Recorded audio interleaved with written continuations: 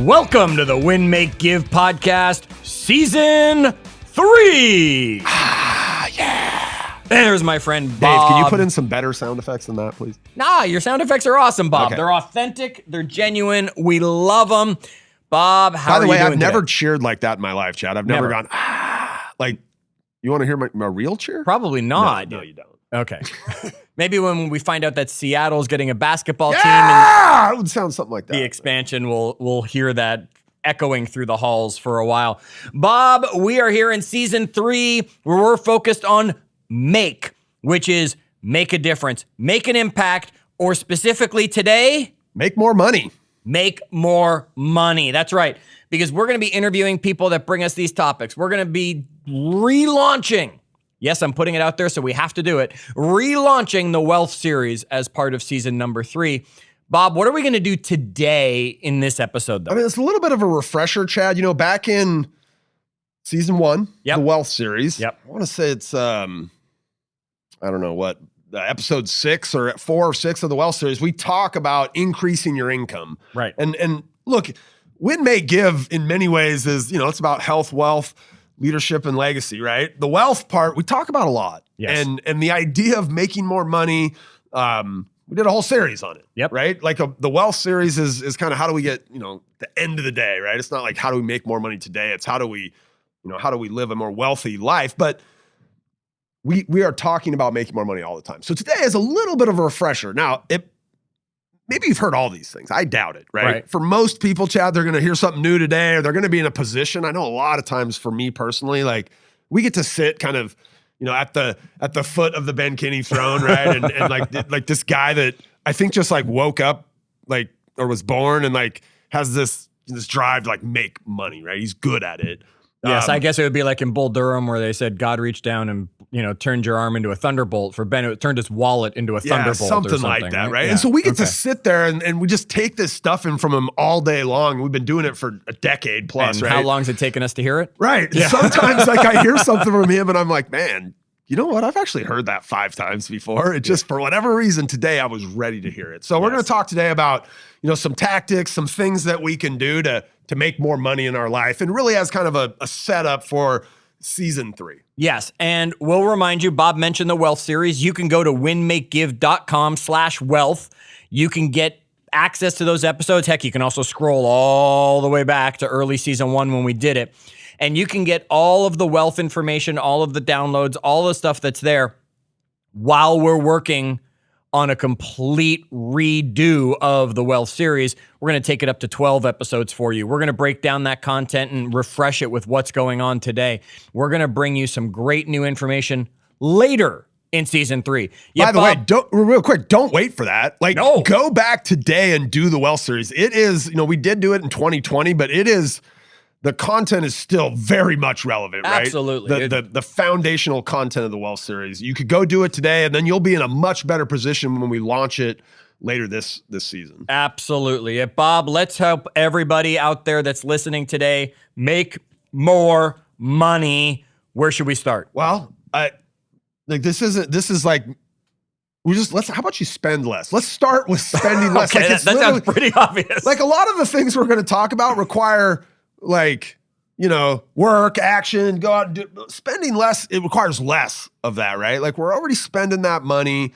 So let's maybe think about spending less. Chad. Okay, and we'll get into some ways to spend some less. I mean, we were talking about this and laughing about it before we even hit record. I mean, I think Dave said just sit in a corner in a hole, do nothing, never be happy again, right? Stop spending money on things. I think that's how Dave put it for us.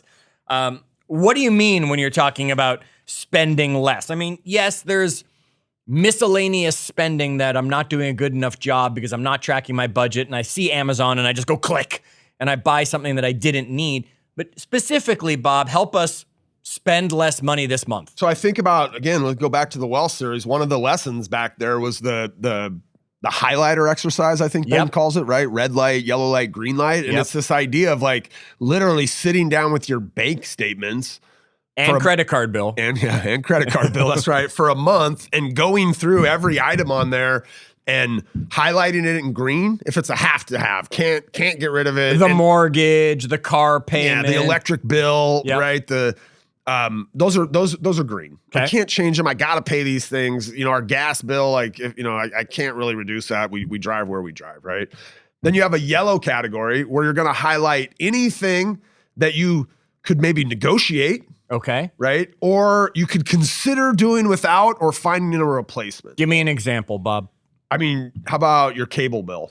That would be one. You might say, look, I have to have the cable bill. And so a lot of people would go, that's a green. But the reality is you could probably call the cable company and see if there's a better deal, right? Sure. So that becomes a yellow. Things like, you know, my car insurance, my cell phone, you know, other things that might be a yellow would be things like, Can I count groceries? Because I mean, I could save on my groceries by shopping better, using coupons, I maybe think not that- Instacarting and actually going and doing it myself. I think that becomes a yellow, Chad. Okay. Right? Like, look, I don't think, like, if you did this exercise, I don't think everything that turns into a yellow, you have to solve it today, right? You have to Right. figure out, how can I reduce that bill today? Okay. But you realize that those expenses are, you know, they're flexible, right? Okay. There is some ability to move how much I'm spending. So it's my Hulu bill that I'm paying that I haven't turned Hulu on. I should watch because we're not watching anything on it right now. maybe that one's a red, Chad, right? okay. That's the third category is like, okay, I could cut this. Right. Right. And, you know, my wife and I,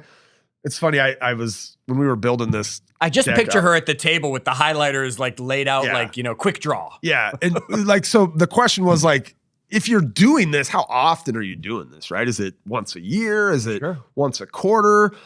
My wife is one of those people that, like, every bill that shows up in the house, she's like, what is this? You know, she's like, can you believe that AT&T charges, or T-Mobile, can you believe that, you know, Sprint charges us this? What is this 8.5%? You know, she's one of those people, right? So she's constantly analyzing this stuff. There's not a lot of stuff in our world that gets through, but like, how often do you guys look at that kind of thing in your life? Me personally, almost never. Almost Nita, never. every time the bill comes Yeah. through, her and your But the wife are idea similar. is to, you know, maybe it's once a quarter. Maybe Yeah. it's once a year. Maybe it's the first time that I've ever considered doing this and I sit down and I do it. You know, Aaron and I recently, and I've talked about it, but we like cut cable. Yep. We didn't really cut cable because I still need internet. So Comcast still Me has too. their stinky little paws in my house somehow, some way, right? But our bill is like $200. And when I first signed up for cable, my bill was like $90, right? And then somehow I look up one day and I'm like, oh my God, what happened here? Like, how did this happen? And so we cut it. We cut the cable, right? We YouTube TV and we save $80 there, Okay. right? A month.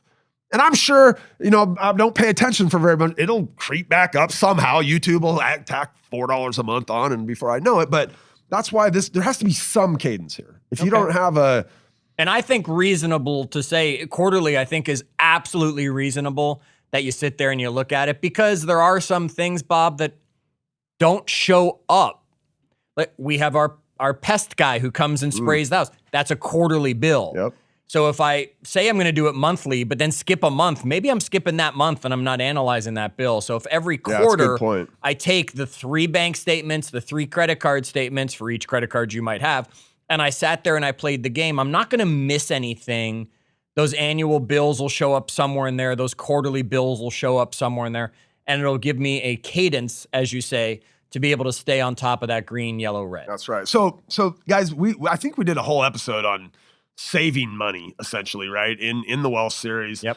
We dug into this. So we just wanted to let's start the how to make more money with, like, just Spend less. reducing reducing the expenses that we already have on the money we've already made. Okay. Now, Bob, there was another one we talked about, which was becoming a student of wealth, I believe is the term that we used. And Ben really covered compound interest in that one and made us feel really badly about the fun we had as teenagers instead of putting that money aside. This is what we were joking about this morning, right? Dave was like, yeah, in my 20s, I could have done nothing fun and had all this money later in life. And my comment to him was, I probably could have done half as much fun, still had plenty of fun, and been in a much better financial position. But Absolutely. So to the point of compounding interest, this is something that I'm trying to get my sons to understand. Okay. Okay. And they're like, I'm going to speak. 5, they're 4 right? and 6. Yeah. Okay. Okay. And I'm going to speak freely, and hopefully, like 20 years from now, one of them doesn't track this down and use it to show the other one. But like, one of the boys is a dreamer. He's kind of head in the clouds. He's like a people pleaser. He's super personable. And the other one is like So an one's you assassin. and one's your wife. Yeah, the other one is my wife. Yeah. Carter's like math. This kid wants money today. He, like everything I ask him to do, he's like, can I get $1 for that? I'm like, you're 4, man. Like, what? Knock it off. But here's something that I've been talking about with them because, you know, when we did that compounding, you know, the student of wealth, we talked in there about the idea that compound interest is not like even a natural thing your brain can really understand. Correct. And so I want my kids to get this early. Okay. So here's $10 today. Let's say I could save $10, Chad. I called my cell phone company up and I'm like, hey, you know, can you give me the new special? And they go, sure, we'll cut your bill by $10. Okay, forget that. Tell me something you spent $10 on in the last week that you really didn't need to. Oh man. Come on, there's got to be something. I took my kids to Target, and to keep them like quiet, I told them they could buy something on the way in. And I didn't have to do it. It was just like lazy. I was like, I'm being lazy. I don't want to deal with them in there. So I'm like, if you don't touch anything, talk about anything, no toys, no nothing, you can each spend $10. So it was actually $20. Okay. The thing they bought, my wife's probably already thrown away, by the way. Right. Like it was some. It's me when I go on an airplane for some reason, I pick up a magazine. Yeah. I mean, no reason. I don't have a subscription. I buy books at the airport. Like, oh that gosh, is the no. Stop that. stupidest thing ever, right? It is. It's dumb. Okay, so tell me about this $10 because everybody out there has $10. So here's why I picked. So in that episode, you know, so 8% annual compounded interest. Okay, that's a number we're seeing somewhere. Yeah, today that's a very attainable return from the stock market over the last 30 years, right? Like going into an index fund, 8% annual interest is doable, right? By somebody that can pick an index, a Vanguard index fund. Right. Okay. Over 40 years. 40 now, years. the reason I picked 40 is because I'm me. I'm 44 years old, Chad, and my boys are 4 and 6. So I'm trying to show these guys, if you do the right thing now, right? When you're me, this is what that $10 at 8% interest compounded over 40 years worth $217. Okay? $217, Bob. Have fun with the $10. Right? Isn't that what most people would say? That's what most people would say. They wouldn't even consider that, like, that $10, what it's worth in the future. Right. Right? $100 becomes $2,172. Sure. $1,000 becomes $21,000. And $10,000 becomes $217,000. If all I did is take $10,000 today, put it in essentially a Vanguard index fund that traditionally over the last 30 years, even when we've had a couple of pretty bad, blips in the stock market, has returned an annual interest rate of 8%. So what you're saying is that money that's sitting in the bank right now that's more than $10,000 that we don't need easy access to, do something with it. Yeah. I mean, can you imagine going, and Ben talks about this, like if when your kid was born or today when my kid was 4 or 6 or your kid's 10, if you went and put $10,000 into an index fund for them, it's going to be worth about $217,000 without doing anything else when they're 45, right? Or when they're 40. Now, I want my boys to think about this because it's really easy to toss $10 away. Sure. Right? It's a toy they bought that's already toss thrown away $200. Like, I want them thinking in those terms in their brain, even if they don't take that money and go and buy an index fund. I just want them to understand the value of that money over the long term. It's instant gratification. $217 in 40 years sounds great for someone to just say, hi, here's $217 and hand it to me. But I don't want to wait 40 years for the gratification I can get from buying that useless toy right now or reading that magazine. It's equal parts, right? It's equal parts. Don't be that person that needs instant gratification because your life's going to turn out better if you can figure out how to build that muscle. Yes. And that's where the marshmallow test that many people have heard about, seen, we can talk about on another episode. The marshmallow test proved that those that are able to defer gratification have a much more satisfying life when we get there on all the research that's been done. You got it. All right, Bob. All right, let's talk about a few ways we can make some more money here, right? Not just saving, okay? Not just cutting our expenses. Chad, I'm actually, so this year, at scale, we've done this a little bit here and there over the years. Selling things that we don't need or use. And here's where, and like, look. Interesting. There's all these, you could do this where? Facebook Marketplace. You could do this on OfferUp. I'm literally listening eBay. Because I just pulled out 25 sweaters from a storage area that I had in the house that, Bob, I haven't worn in at least 2 years. I'm never going to wear them is what that means. And I'm about to just go donate them. Which is what I did for a long time. And about a year ago, my wife, so we were getting ready to like kind of turn the boys' closets over. And we had I talk about my issues on this podcast all the time. I have a shoe problem, which I'm trying to pass to my boys. So I bought these kids as they were, it's so ridiculous, by the way. They're one, and I go buy them a pair of $40 or $50 or $70 Jordans. They wear them like 3 times. These things are sitting in their closet in pristine condition, right? And so we're getting ready, like, what are we gonna do with all this?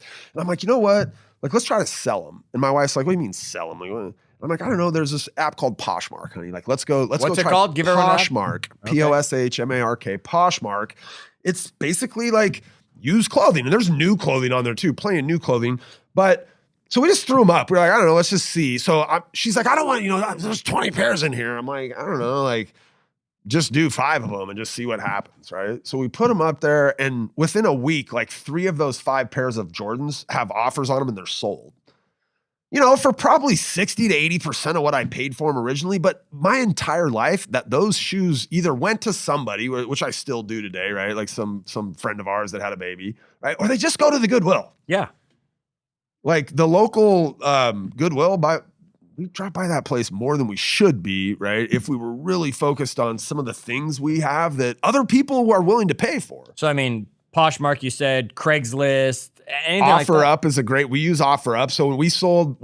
So we had both of our boys came through. We used the same. So for some of you guys that have more than one kid can appreciate this. Like our first boy, man, he got the really nice Crate and Barrel crib, Chad, and he had a beautiful dresser, right? Matched the Crate and Barrel crib. Yep. Carter, the second kid, he got like, it wasn't even IKEA. It was like, Wayfair or whatever, right? Like his stuff. So when Chase was through with that stuff, we were like, should we just move this stuff? Let's just try to sell some of this stuff. So we used OfferUp, right? Which is a local Craigslist type. It's kind of the Craigslist app deal, right? OfferUp. And we found a lady that wanted to buy it. She bought the whole lot for like really good money, right? I don't know. We paid $2,000 for it, and she bought it from us for $1,500 or something, which I don't even know. Like, honestly, I don't know what I would have done with that stuff. Sure. I don't know. But here's the cool thing. She was buying it because she was having a kid. So we were like, what else do we have to sell this lady? The day she showed up, I swear to you, my wife's like, you want this? How about $30? You want this? She bought like— She was a game show. Yeah. She bought like tons of our kids' stuff. We gave her some stuff. She bought some stuff. It was $2,000, right? Of like, I don't know. Maybe we probably would have given it some, or donated it to the Goodwill right there. By the way, did you know the Goodwill is not like a nonprofit? Yes. For years, I didn't know that. I was giving them my stuff thinking I'm doing a good deed, which I guess you are, but like somebody and at the end of the day— you're getting a tax deduction. Yeah, you get a tax, right? But they're— they're for profit. Yeah. Oh, yeah. They're making money over there. Lots of it.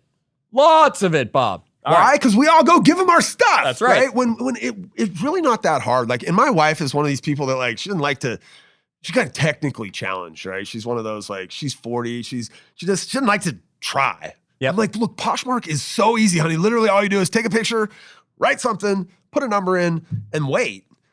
And so, all right. Look, I know what I'm going to do with some of those sweaters that are now sitting Chad, there. were you one of those guys that like early in the pandemic, like bought an air fryer? No, but how many of you out there bought an air fryer? Sure. Or bought my wife bought this like banana smoothie machine that like we used one. Dave's over there nodding his head. We used it one time, right? And it just— So these are the kind of things that we probably have that we could sell, because now even if I got $10 for it, what you're actually telling me is that's $217. It could be if I did the right thing with that money, right? So what we've been doing, all that money from the kids' stuff, it went into a fund for the boys, and it went right into Vanguard Index fund stocks, and it's sitting there now collecting interest, right? And one day it'll probably be long. I probably won't even be around in 40 years when those, but so they may be able to decide what to do with it sooner, right? But it'll be a nice little nest egg for them on, just really money that we left on the table before. All right. So money that we've left, we could start selling some things. Look around your house, folks. When you get home, heck, look around your car if you're sitting in here now. Bob, while you were talking, I actually went on OfferUp, and someone's actually in our area selling a truck. So heck, if you sell your truck, folks. OfferUp has every and anything. There's even we do like sometimes I'm like I don't even know that anybody would buy this thing, but I need it out of my house and I'll put it on OfferUp for free, and people will come grab the stuff. Like Sure. when we at the end of having kids and the last diaper was done, we still had diapers like all over the house, like all these different sizes and stuff, and I was just like free diapers on OfferUp. Somebody came and took them out of my house for me. Probably could have I charged them probably a could have whole charged dollar. them $1 a diaper or something, right? But All right. What else can we do, Bob? If we're not going to sell it, what could we do? all right, we could rent it. All right. So we don't want to let go of it. Yeah, we don't want to let go of it. Yet It's it's just- something important, and we use it still sometimes, but we don't use it very often. Like that bike in the garage or something like that. Yeah. Okay. So I mean, the common things here, Chad, which are just Airbnb is the common one for Sure. that, right? Okay, a I was house, talking yes. to Olivia, one of the gals in our world here earlier today, and they're going on a 15-day vacation, honeymoon thing, but I'm like, what are you doing with your house while you're gone? And she kind of laughed. She's like, they had just moved in. She's like, it's just like we wanted to have Airbnb'd it. We're just like for that week, a week of the 2 weeks we're going to be gone. She's like, it's just not ready yet. Like the house just isn't put together because we just moved in. Bob, that's I didn't even think about that. I mean, even if you're just going away you're going on a cruise or you're going on an African safari, so it's a far enough trip that you're going for more than just a few days or something, you could just Airbnb your house for that short period of time. It's not like it's got to be an all year long Airbnb. Yeah, it's not like you got to go buy a house to do Airbnb with, right? We got people that rent rooms out, right? Like on the go that will do something like rent their whole house when they're gone for some amount of time. I think the Papazons do that down in Austin. Whenever they take a vacation, they put their house on Airbnb to make sure that, somebody's helping them pay for that vacation, essentially. A lot of people that have I know like when we lived in San Jose, we were pretty close to the new 49ers stadium that they'd built there. And a lot of our neighbors would rented, go away for the weekend. Yeah, they would leave when something came to that stadium and they'd rent their place for 2 days. You can get a premium, right? You live in an area that has some kind of an event that happens. Sure. Like there's a premium to be had. So everybody moves out of Augusta during the weekend of the Masters and rents their house. Same thing if you were to go down around any of the major golf courses, like all along the year. Good point. All right, so everybody knows. But we don't about all have a Airbnb. house that we can just rent away like that. But most of us have a car. So Turo is the name of the app that's kind of the Airbnb for cars, right? Turo, Turo. There's another thing, getaround.com, right? So we can go out there and you're like, we have 2 cars. Yep. One of those cars, literally the only time I drive it is when I drive up here to Bellingham to come do the podcast. Okay. And that's almost the only time I drive my car unless it's nice weather and we're just going to take the top down. We could put it on Turo, right? And see, and you set a price that you're willing to take for that thing. And, they got all the checks and people have to upload their driver's license. And so instead of it just sitting in my garage for 5 days of the 7 every week, I could have it out for 3 or 4 of those days, bringing me in some money. One day you could, $50, right? And what's that $50 worth, Chad? Well, 40 years from now, that $50 is worth $1,000, right? I got you. What else do we have sitting around, Bob? So we have a condo that we rent up on Capitol Hill to a kid in Seattle. Okay. And the guy, he lives and works right there. Okay. He doesn't have a car. He's chosen that lifestyle, right? He Ubers. It's Capitol Hill. Everything's been walking distance up there. But our condo has a parking space in it. So that kid, smart kid, he rents that parking space to somebody else in that same building. Someone who probably needs 2 cars. Yeah, each unit has 1 parking space. If you have a 1-bedroom, which is what we have in that, we have 1 parking space. There's people that live in that building that live in a 1 unit that have 2 people, and it's brutal to park on Capitol Hill. Sure. Brutal. If you don't have a parking space, good luck. You'll drive around for an hour trying to find a parking space up there. Okay. So he rents his parking space to another tenant in the building. Smart. For a lot of money. It's paying a his lot. Rent, huh? Yeah, I'm like, wow. Next time you rent it to a new tenant, you got to remember to write it into the lease that you control the parking spot. You know what? As I'm sitting here thinking about this, I'm irritated by our tenant now because he can't change a light bulb. He's that inept, but he's smart enough to be making a pretty smart financial decision, which is just renting this empty space, right? He actually called us. He's like, you think I could do this? I'm like, go for it, bud. Good luck. Let me know what you get. Now I'm smacking you for saying, yeah, go for it. Saying, no, that's our parking space. We're going to rent it. Good point. All right. So, Bob, there's another website you found that you wanted to turn everybody onto here, possibly. It's called friendwitha.com. So FRIEND with a.com. Okay. And here's what Friend with a does. You can go there on either side of the equation, right? On the I need this thing side, or on the I have this thing and I'm not using it right now side. And you can put your stuff up for rent. So some examples of some of the things on there that I bet a lot of you guys have sitting in your garage. Power tools, right? Like if I was going to do a little project at my house, I don't have a table saw, right? Right. If I needed a table saw, I'm not going to go buy an $1,800 table saw. Right. I need a wheelbarrow and 2 shovels right now because Nita wants us to bark the backyard. So you're going to either go buy a wheelbarrow and 2 shovels, or maybe you could go on Friend With A and find somebody that's willing to rent you their shovel, Chad, for $5 for tomorrow. Right. Right. So, I mean, you go on, there's power tools on there. There's camping gear. That's brilliant to me. I saw a paddleboard, stand-up paddleboard. Stand-up paddle boards, right? Golf clubs. My golf clubs get used like 4 times a year. The rest of the time, they just sit in my garage. Would I care if some hacker took my golf clubs out and beat them up around the golf course and gave me $20 to do it? No. Right? A camping gear, my mom and her husband have like the most ridiculous camping gear setup ever. And they probably wouldn't want people to take it all, but they got all the stuff. Right. Somebody wanted to go camping. Why not give them a little package of camping stuff that they could rent for the weekend for $100 or $200? Smart. All right, folks. So we know if you're not going to sell it, there's something sitting around your house, whether it's as big as your car, as permanent as your parking space, or as small as your golf clubs, that you could be renting out and making some more money, because every $10 you make, just to keep using easy math, 40 years from now is $217, assuming you don't just take the $10 and go blow it on, that magazine or whatever it is you spend it on. By the way, back to our Dave talking about just being like having, no life and doing nothing, right? Take half of what you rent your stuff for, that stuff that just sits around your house, and put it in, and take the other half and go see a movie, go see Top Gun or something, right? There you go. Now you've just dated when this episode was recorded. Right. All right, Bob, give us some more ways that we can make some more money. All right. Next up, ask for a raise. Well, that's obvious. Ask for a raise. Now, we did in the Increase Your Income, which is episode 43 from season 1. It's the 6th part of the Wealth series. So proud of you. Increase Your Income. So proud of you. No, that's normally your job, by the way. But we talk about, like, Ben gives a really good little section in there on like how to ask for a raise, basically. Yep.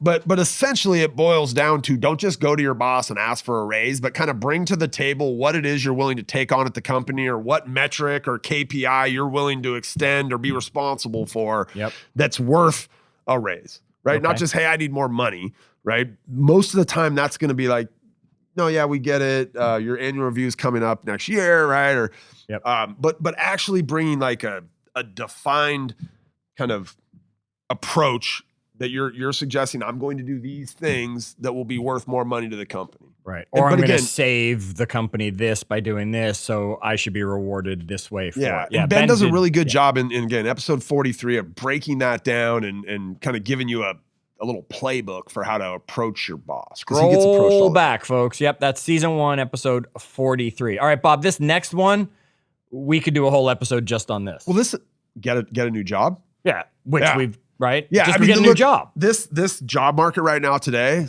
what are they calling it? The Great Resignation. The Great Resignation, right? Yes. Because there's a lot of opportunity, right?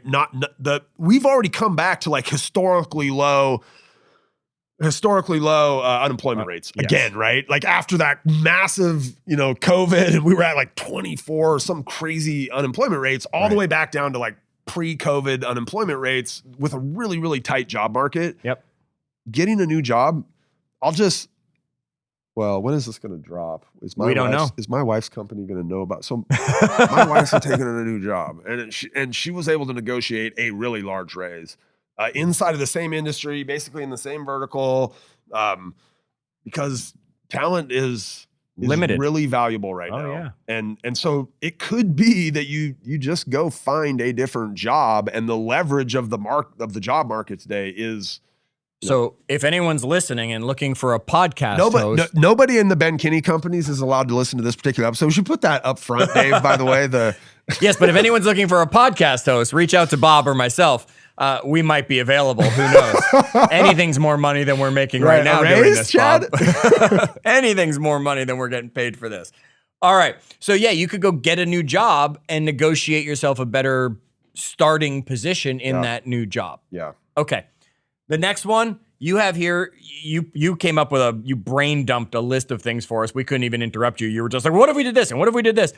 You have side hustles on here. Now, Bob, we could go for an hour and just name off great side hustles. Go right? Google like side hustle, like 2022 side hustles. There's 7,000 articles. Each article has between 30 and 100 suggestions, right? Some of these things, like they have stuff like babysitting. I'm like, I don't know. That's not really up my alley. I never considered that might be up somebody's alley, though. I never considered that a side hustle when I was younger and babysitting. That was my hustle. Yeah, that was your hustle. I actually was looking up some side hustles the other day, and I'm going to want you to whip off a few websites for us. I looked up one the other day that it's like you're side hustling someone else's side hustle. It was like, make your own t-shirt company. It was like, okay, so what do I have to do? I come up with the design, and I sell you, I'm buying my new t-shirt, and someone else is printing the t-shirt with my design on it. So I'm just that middleman in there saying, Bob, I got this great design for a t-shirt. You order it from me. I'll charge you only $19.99, and then I go pay somebody else $9.99 to actually print the t-shirt,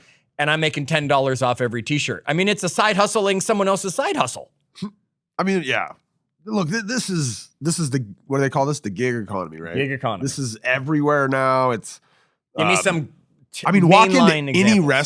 any restaurant, and there's 2 or 3 Uber Eats or, people standing there waiting to take an order out to somebody, right? Sure, yep. So, I mean, you got the obvious, the Ubers, the Uber Eats. If you're creative in any way, Etsy, like I know my wife, like she just goes. They were the ones that were instructing me on the t-shirt opportunity. Etsy? It was through Etsy. Yeah. Yes. So my wife goes overboard for our kids' birthdays. Like, okay.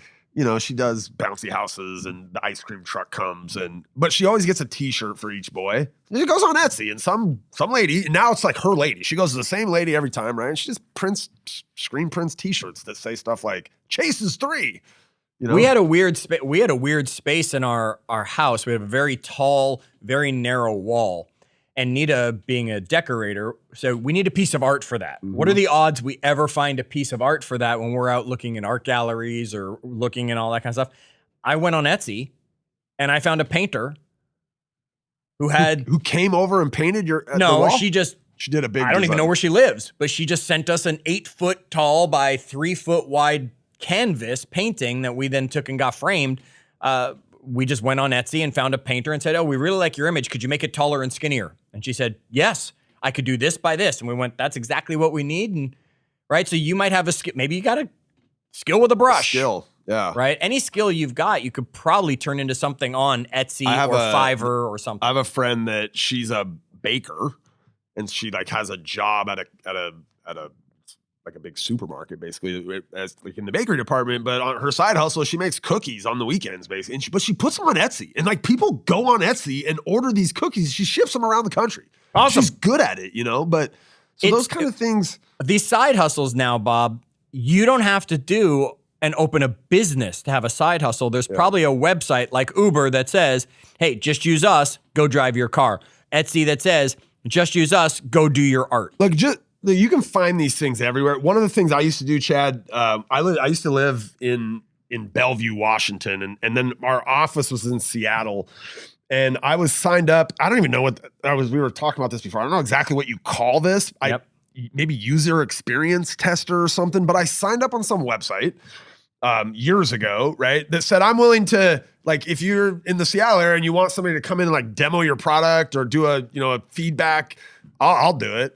And so Microsoft and Amazon in our area, right? Like I would, every other month, I'd get some email from them. They'd be like, are you free on Thursday at 11:30 to do a half-hour user experience test? And we'll give you $100 Amazon gift card or a $50 gift card to the Microsoft store. Or, I mean, I made a bunch of money just going and being like, I tested, couple Microsoft video games before they ever came out.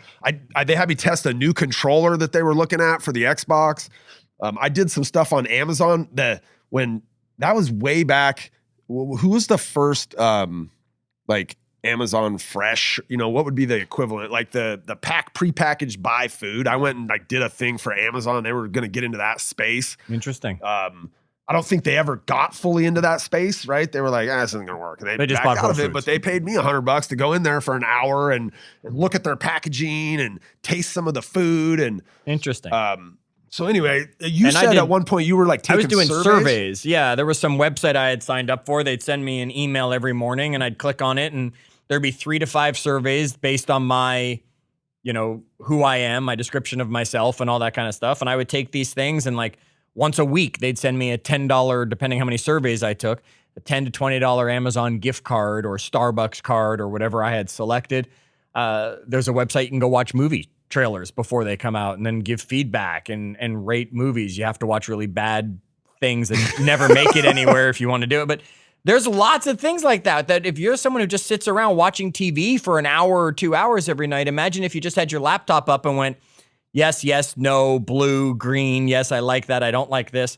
You can make $20. And we know, Bob, $10 becomes $217 if we don't spend it. All right. So the next one... I love this. We've talked about this one before. And I think we called it the sawdust effect or something, but essentially Ben told the story of like, the sawmill that's out there cutting logs and their byproduct of cutting logs. And before you go any farther, whoever can tell me the title of this dang book, please send it to me. Wait, which book? Where this is discussed, right? Sadly, Ben didn't magically come up with this idea on his own and bursting anyone's bubble. I want to say it might have been Rework. I'm sitting here and I Googled like crazy. I was like, sawdust effect in book. I can't figure out what book it was in. It's driving me absolutely nuts. Right. So somebody helped chat out. But the concept is we in the course of our normal work, there's a byproduct. Yes. At the sawmill, it was sawdust. Correct. Right? And so one day somebody at the sawmill was like, we should do something with that big pile of sawdust, right? Like what if we compressed it into a chip and we made like fire starters and sold it to IKEA? Yeah. Right. Yeah. We pressed it into a particle board and so what are you doing in your job today that is creating a byproduct? Yep. Right. Chad, one of the reasons I know you is because of a byproduct of Ben's work, right? Yes. IMSD. Correct. So we create, and this is like, there's multiple facets here. It's like, we were already doing something. So we created a course where we went around the country and taught the thing Ben was doing in his business. Right. Yep. And then out of that, people were like, well, I want to learn this even more. And we were like, okay, we'll package up this stuff and we'll sell it to you later so you can listen to it. Right. So IMSD came out of, and our relationship started on a byproduct of Ben's real estate business. Sure. And Bob, I'm a coach. That's what I do. I'm a maximizational coach is what I refer to. My byproduct was I wrote a book. Yeah. Right. These are the things I'm coaching my people. Let's put it into a book. It's a byproduct to have that other opportunities that are out there. Yeah. My wife, she is really good in sales, but she hates Excel. It's like her nemesis, right? But like a lot of the stuff she does in her world, and especially at her company, is like in Excel. She would absolutely pay somebody tomorrow for an Excel course on pivot tables. I don't even know what the hell a pivot table is, by the way. Do you know what a pivot table is in Excel? Yes, not well enough to explain. It's like the bane of her existence. She doesn't know how to do them. She hates them. She would pay somebody right now who did that all day for work, who went on, and created a video course on how to. And she go Google, somebody help me with pivot tables, and all of a sudden there's your course, right? That they could buy. Interesting. Look, we come up out of the kind of the real estate industry. We have so many friends in the industry that have done this in this industry, right? Yes. Like a great one I know of is a moving company. Yep. I know a lot of agents around the country that have created and started like a small moving company, right? Yep. I'm going to help you sell your house. The byproduct of that is you got to move all your shit to the next house. Yep. Right. I'll be darned. I have a company that will help you do that. Right. Right. There's a lot of byproducts that I bet if you guys thought hard enough, if I was a teacher, great byproduct job would be tutoring. Yes. Right. There's lots of byproducts that come. Pay attention to what you're doing every single day and look for the sawdust. Right? Look for the sawdust of your business and say, hey, what am I doing with all that stuff that I just ignore? Or what could I be doing with that stuff that I haven't been paying enough attention to take it to that next level? Look, I think any one of these is kind of a starting point, right? It's like, ooh, I do have a job that has sawdust effect, or I got a bunch of stuff laying around the house that I could sell or rent, right? The execution of, what website do you go to do that the best? Or like Google's your friend on that stuff, right? These things are really easy to find if I set out saying, you know what, I want to figure out how to rent this power washer that sits in my garage for 364 days a year. I bring it out one time in the summer to power wash my deck, and that's it. Chad, the reason I say that is because a week ago, I went and grabbed my neighbor's power washer. But if my neighbor didn't have a power washer, I would have been stuck, right? I might have ended up at Home Depot, or I might have went on. Next time, just let me know you can rent my power washer. Right, Chad, that Nita had to have. That sits in our garage. 364 days a year, right? Yes, that I could absolutely. That's not a bad idea. I might be going home. Right, go on there. Was there any friendwitha.com power washers in Blaine, Washington? No, there was nothing. You could be the guy. You could service Washington. all the power washing needs for the city of Blaine. Awesome. I am all over that before the day is over. Bob, thanks for putting together this list of some great ways to make more money, refreshing us from some of the things we have talked about. We know that you are in a different place every time you listen to one of these episodes. So we know something today hit you between the eyes that maybe last time we talked about, you didn't make any connection to. Folks, this is your opportunity to make more money so you can make a difference and then make an impact. Until our next episode, as always, do good.